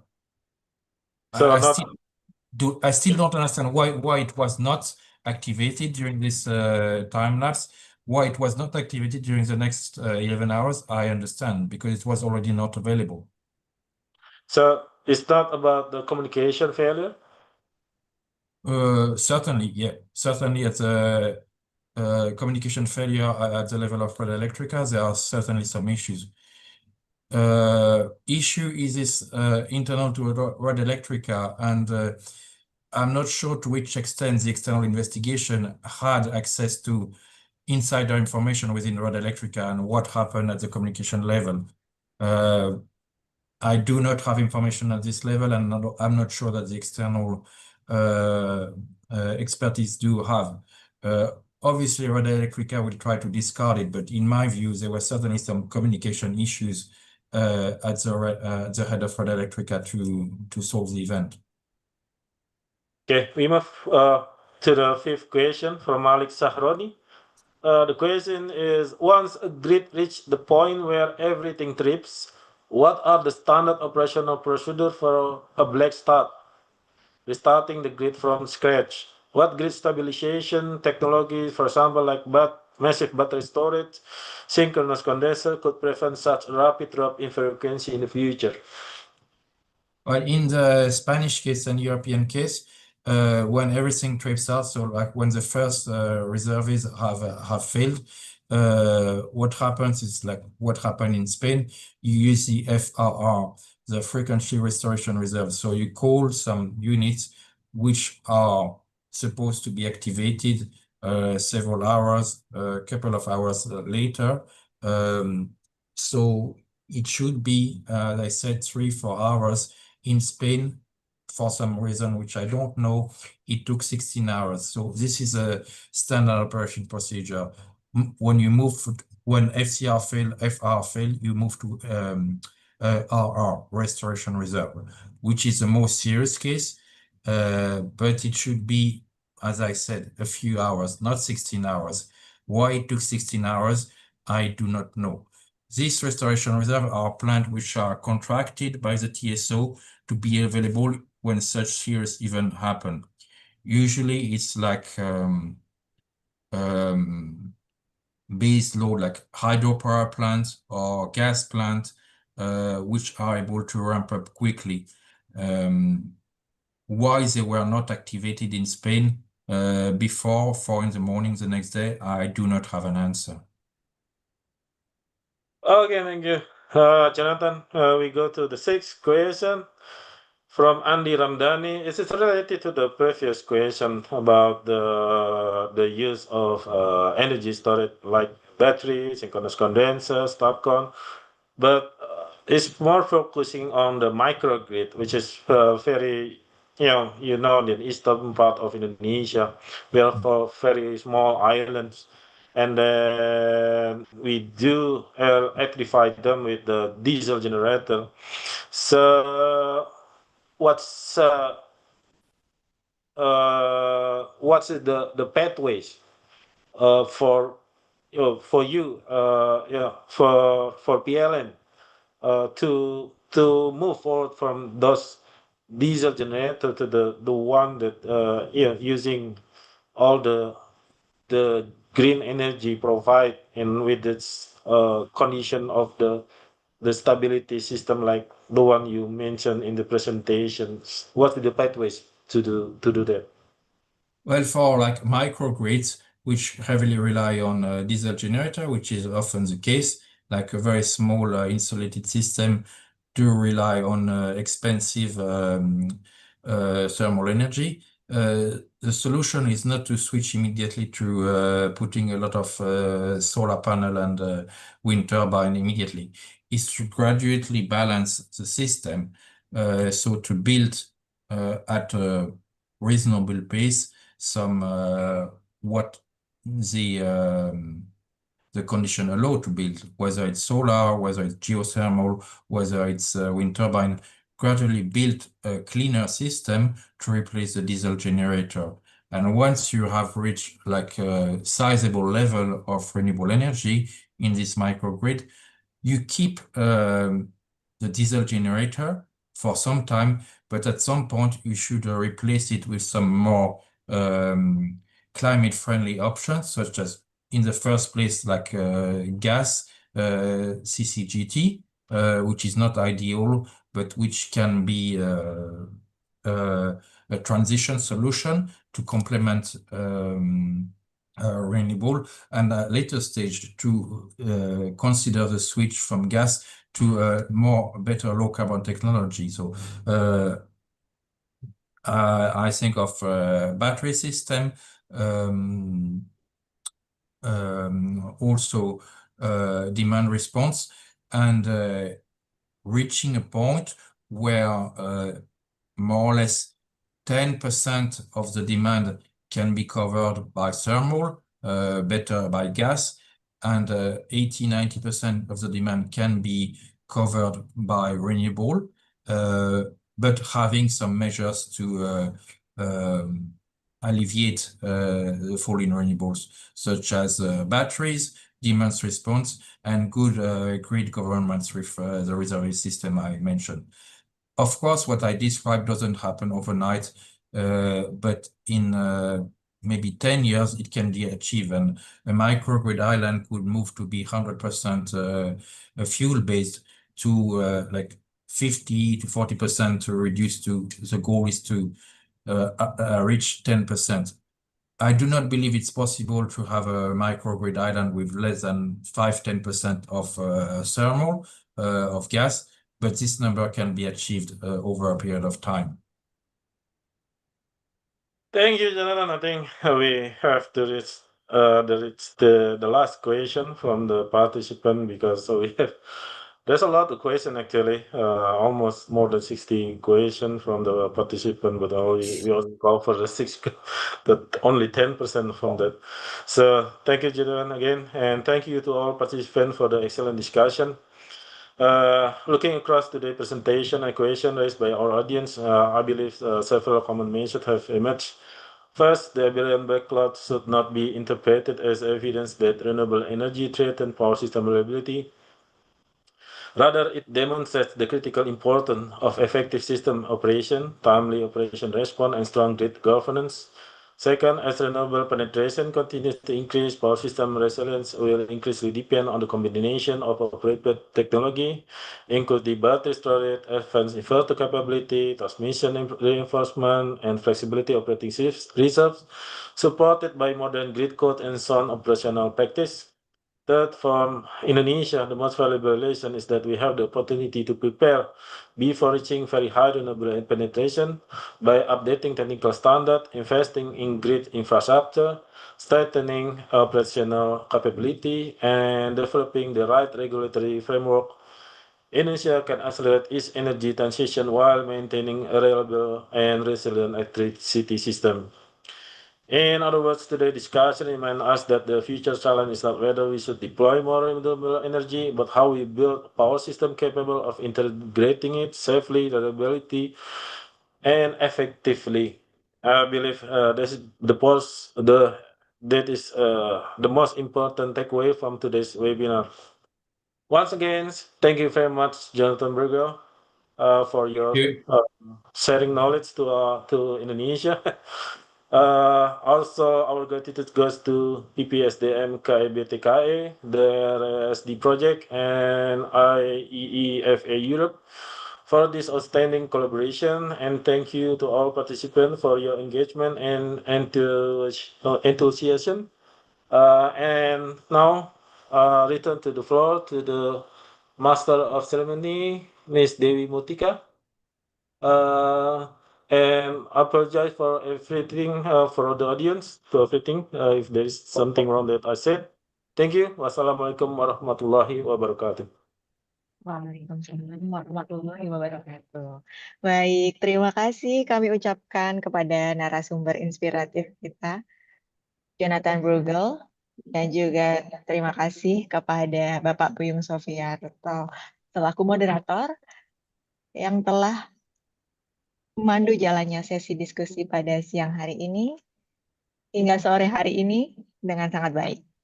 Harapan kita bersama, semoga seluruh ilmu dan wawasan yang telah dibagikan dapat memperkaya pengetahuan, sekaligus memotivasi kita untuk terus mendukung transisi energi di Indonesia. Baiklah, kini sesi berikutnya adalah sesi yang juga ditunggu. Kami akan mengumumkan 2 penanya terpilih yang akan mendapatkan kenang-kenangan dari panitia di sore hari ini. Yang pertama adalah Bapak Andi Ramdhani, dan yang kedua Bapak Bima Nugroho. Sekali lagi selamat kepada Bapak Andi Ramdhani dan Bapak Bima Nugroho. Selamat. Pihak panitia akan menghubungi para pemenang untuk informasi lebih lanjut mengenai hadiah menarik yang telah disiapkan oleh tim RESD. Kami juga ingin mengingatkan kepada para peserta untuk mengisi tautan evaluasi yang sudah dibagikan di kolom chatbox di Zoom sekaligus di YouTube yang akan digunakan untuk pengiriman sertifikat. Dan juga webinar hari ini dapat ditonton kembali di channel YouTube PPSDM KIBTKE. Sobat Energi, tidak terasa tibalah kita di penghujung acara webinar. Sekali lagi kami mengucapkan terima kasih yang sebesar-besarnya kepada narasumber dan moderator yang luar biasa, serta kepada pemerintah Swiss melalui tim RESD atas kolaborasi baik yang telah terjalin dalam penyelenggaraan webinar pada siang hingga sore hari ini.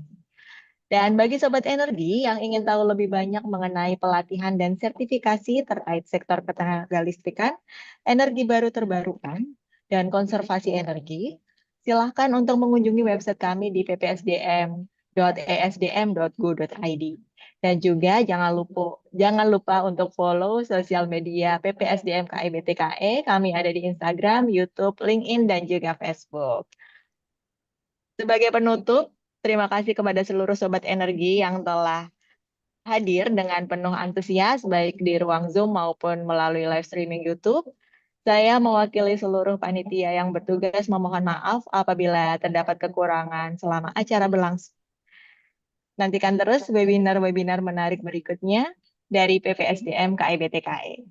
Sekian dari kami. Wassalamualaikum warahmatullahi wabarakatuh. Sampai jumpa dan salam energi. Terima kasih. Thank you very much. Thank you. Thank you, so much, Jonathan, Pak Buyung, Bu Pak Dewi, Buyung, Pak Gani, Pak Davin, Pak Modi. Bu Thank you, Endar. Jonathan. Thank you, Bang Thank Ade. you, Pak Buyung. Thank you, Maudi. Yes, thank you. Thank you, Randy. All right. Bye. Yeah, Bye. bye. Thank you.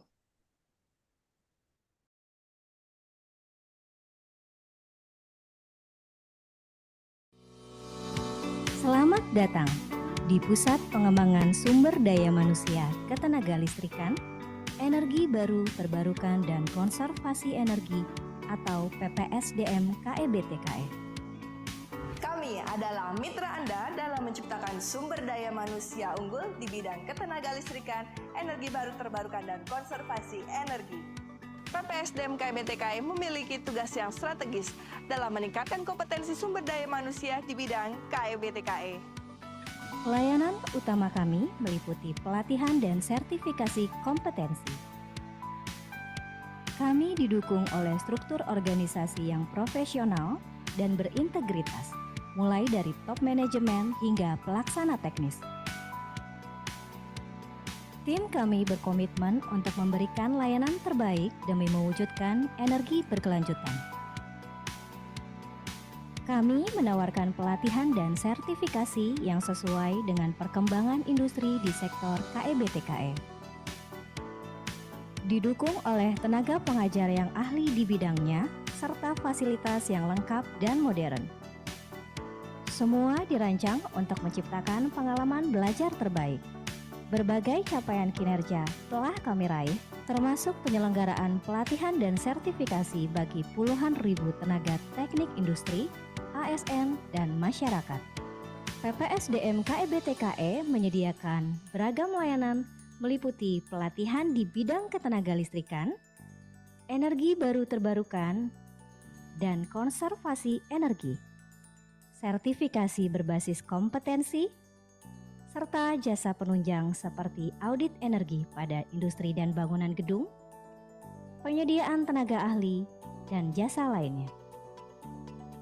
Fasilitas kami meliputi ruang pelatihan, wisma konservasi, serta laboratorium di bidang ketenagalistrikan, energi baru terbarukan, dan konservasi energi.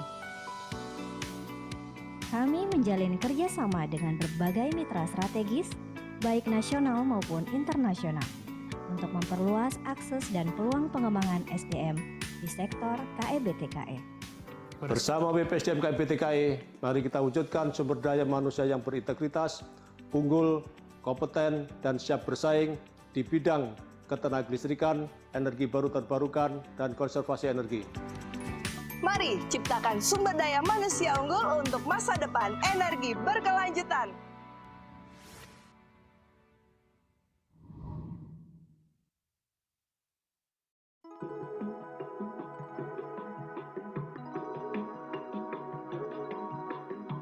Perkenalkan, nama saya Kristianus Hindom, asal dari Papua, Kabupaten Pakpak.